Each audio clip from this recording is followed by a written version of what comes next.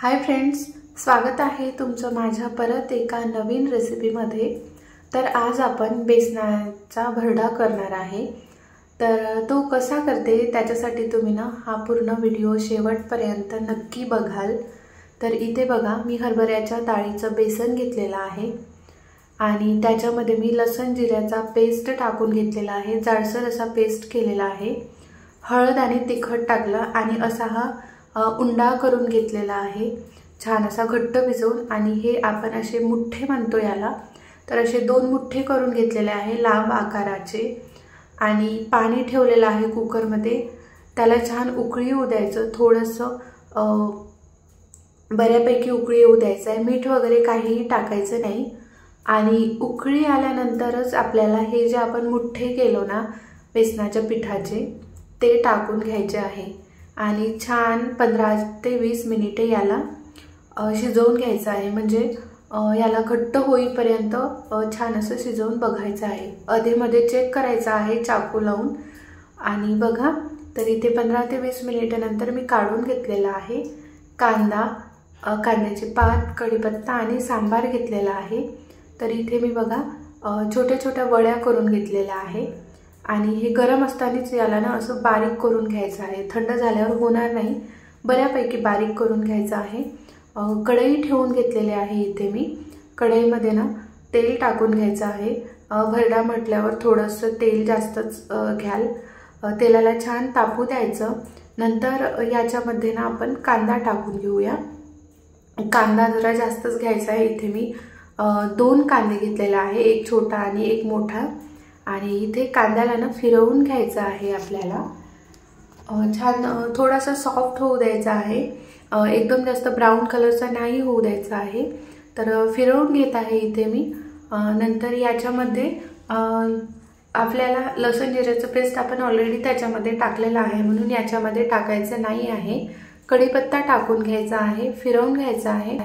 कढीपत्ता टाकून घेतलेला आहे याच्यामध्ये आणि फिरवून घ्यायचं आहे। तर बघा, आणि नंतर जे हे कांद्याची पात आहे ना ते टाकून घ्यायचे आहे। तर याच्यामध्ये कांद्याची पात खूप भारी लागते, असेल तर नक्कीच टाका। तर आता सीझन चालू आहे कांद्याच्या पातीचं, त्याच्यामुळे तुम्ही नक्की टाकाल, भरडा एकदम भारी होते। तर याच्यामध्ये आपण ना तिखट टाकून घेऊया। ऑलरेडी बेसनाच्या पिठामध्ये तर टाकून घेतलेलंच आहे, पण याच्यामध्ये सुद्धा थोडंसं टाकून घेऊया। आणि मीठ टाकून घेऊया।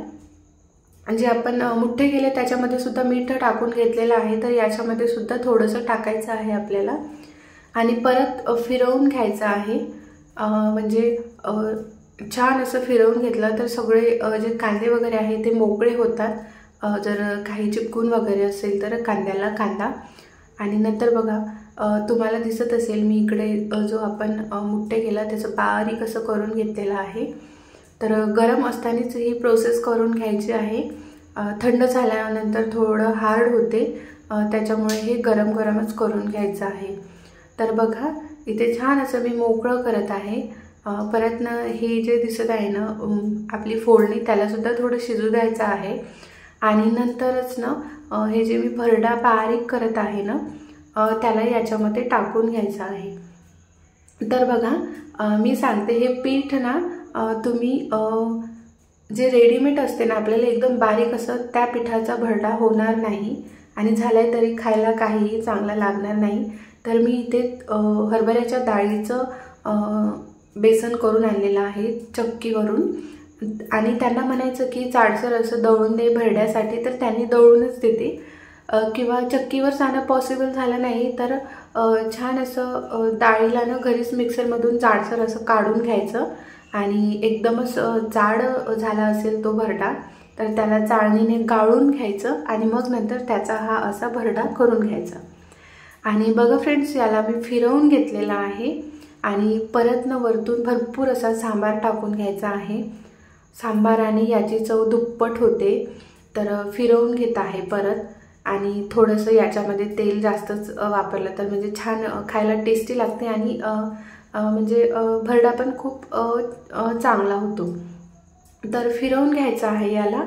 आणि तुम्ही ना ही रेसिपी नक्की ट्राय करून बघा, नुसती पोळीसोबत एवढी भारी लागते ना, खूपच छान लागते। तर गॅस मीडियम ठेवायचा आहे आणि याला झाकून घ्यायचं आहे. 7 ते 8 मिनिटे झाकून घेऊया. तर इथे बघा आपला भरडाना रेडी झालेला आहे. तर एवढी भारी स्मेल येत आहे ना, तुम्ही एकदा नक्की ट्राय करून बघा. इकडे मी शेजारी दिसत असेल भाकर आहे आणि फिकी डाळ आहे. हे कॉम्बिनेशन लय भारी लागते फ्रेंड्स. म्हणजे फिकी डाळ सोबत हा भरडाना तोंडी लावायला खूप जास्त टेस्टी लागते.